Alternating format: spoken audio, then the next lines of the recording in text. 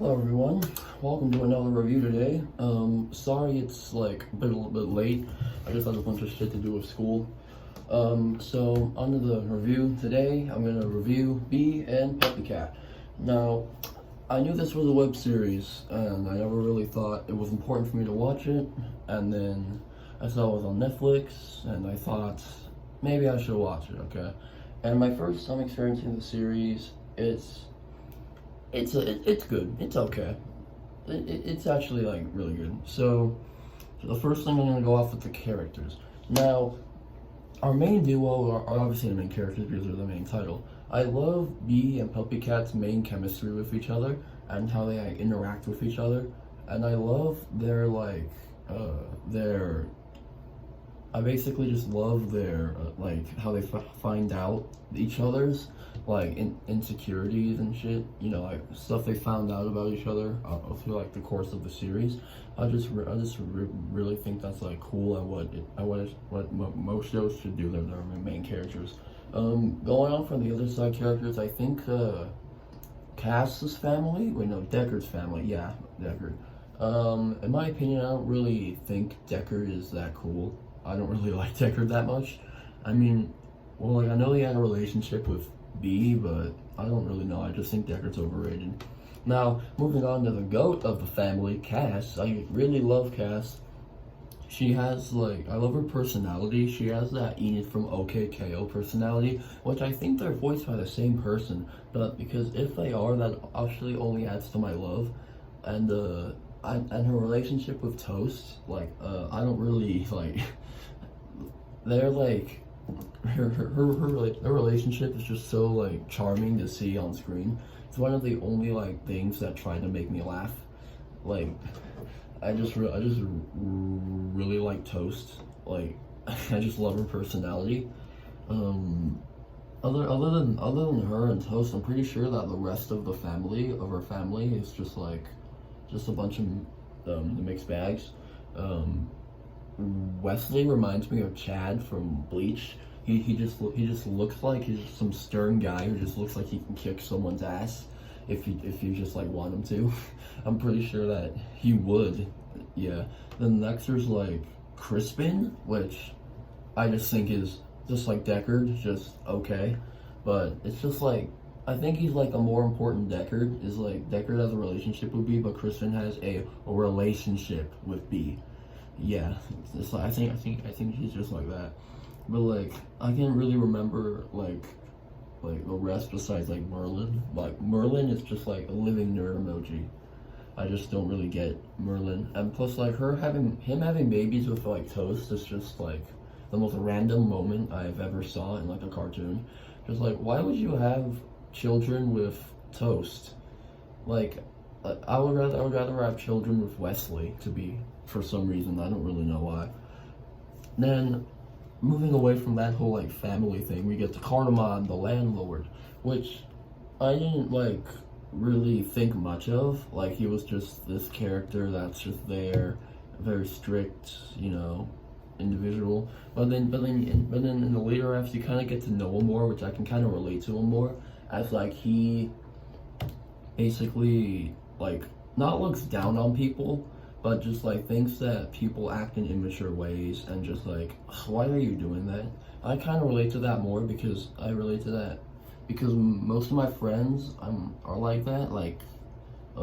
My friend Alex, not to call him out here, I don't know, he just acts in some ways that I don't really like.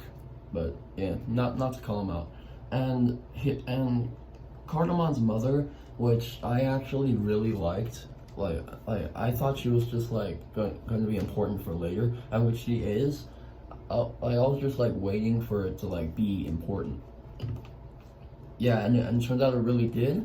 The main twist, actually this perfectly segues into the story. I completely forgot that this show had a story. We get certain flashbacks about the space outlaw and this girl named Violet, and actually, wait, spoilers, actually, you can already see in the title, for major story plot points. So, we find out that Cardamon's mom is Violet, which I really liked Violet. I liked her personality, and that Bee actually is a robot. like it's insane. Like that's what's actually got me like jaw drop. Well, it's not jaw dropping. Just like it got me a little like shocked there. And Puppy Cat is definitely the space outlaw. Definitely, yeah, yeah. He's definitely. I knew like once he sung that song, I knew him like, yeah, you're the space outlaw. Yeah, I get it. Yeah, so and also the villains that they follow like around too, like the arms. I thought it was gonna be that lady. I think you guys know the lady. It's the lady with black hair and like the mouth and like the face and shit. I thought it was gonna be that lady, but apparently it's just these little blobby things. I don't really get what they are. Like we don't really spend much time with them, so like I just think the villains are just meh. So like that's it for like the story. The story is also good. But then the last part, which is actually my favorite part of the whole show, the visuals. The visuals are really insane. Like they're like it's like an anime slash cartoon style, kind of like the Owl House, but and add that to like the beautiful color palette and the way like in the environments go. Like all the colors are really like bright and vibrant, and they're just like Sailor Moon like type shit, like stuff like that. They're just like yeah, and some of like the colors and like the places because they go to space in the show, they're like really like cool. Like I just like it. Like especially I think it's in episode 10 where like the beautiful color palette of black, blue, and purple. Oh my god, I loved. Same way with how the Midnight Gospel has like trippy the visuals. I think Being Puppy Cat has like really charming and really vibrant visuals. It's just like eye cocaine. It's kind of like No Game No Life, just eye cocaine. But then the series does have its negatives though, and I'm gonna go into that. So the first negative I can think of is how the show is really janky. Now I get that it is a web series, but like I've seen shows like Hell of a Boss have better kind of animation like from this, and that kind of made me like, it's kind of distracting. The animation's kind of distracting for me. Yeah, like it was just very distracting and sometimes like made me like not pay attention to the main episode because I didn't really know what was because of the janky animation. I kept really thinking about it, but like I should really stop doing that. But other than that, I think there's something else. Hold on, the janky animation.